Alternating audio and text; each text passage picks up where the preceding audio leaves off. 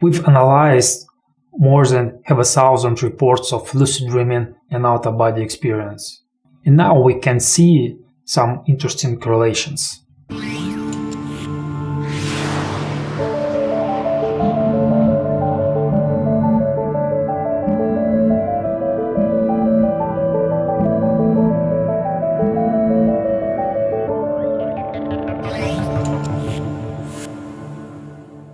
I'm glad that there's no need for special experiments to understand what methods for entering the phase work better and how it ends, and is there any correlations between gender, between your experience, between method entering the phase, between how it usually ends. Why we don't need special experiments? Because every time when people report the results in our experiments, they write about the gender, the experience, how it started, by which method, and how it ends. So every time when we analyze another experiment, we get more and more data. And by this moment, we have more than 500 confirmed reports. In the future, for example, in 1 year, there will be approximately 10,000 reports, and they will help us to understand a lot of things about the phase state. But even now, we can see some interesting correlations, and I'm going to share all of it with you.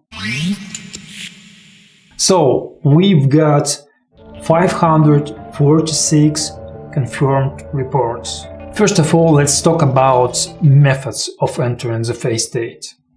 It's clearly that in almost 45% of all cases, people get the phase by becoming conscious while dreaming.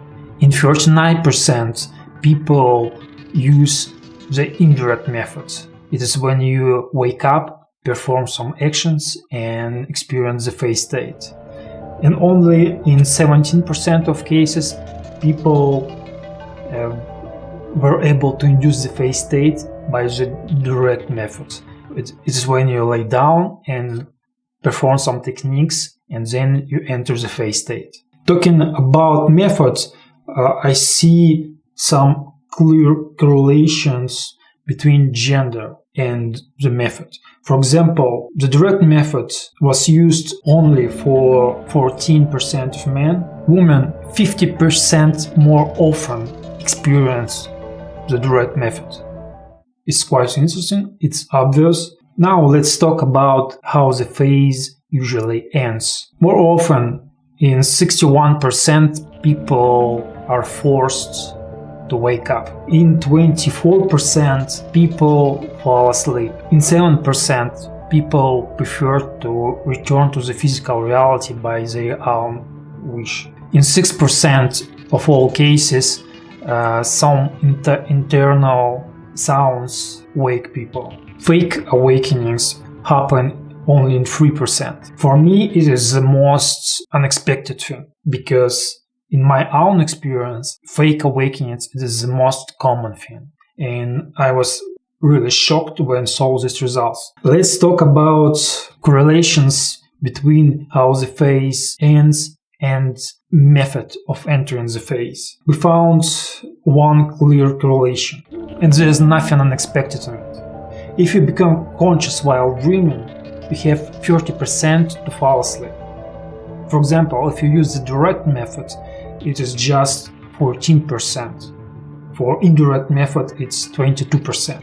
And there is another result that was expected. The more experience you have, the less chances that you return to reality by yourself.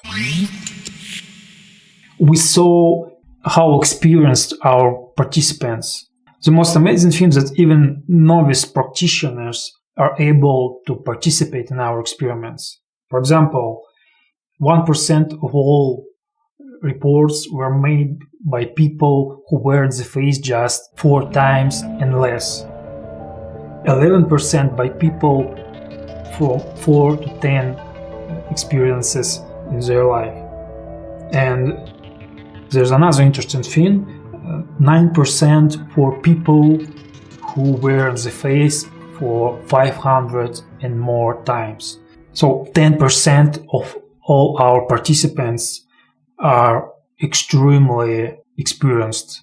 We didn't see any correlation between experience and method of entering the phase. It's quite interesting because I thought there would be some correlations. Maybe one of them, and it's quite strange. The more experience you have, the more chances that you will enter the phase by becoming conscious while dreaming. It is obvious that for this moment, becoming conscious while dreaming is still the most popular method for entering the phase state. I personally don't like it because other experiments show us that it's not the best way to experience the phase. Our memory does not work well, for example.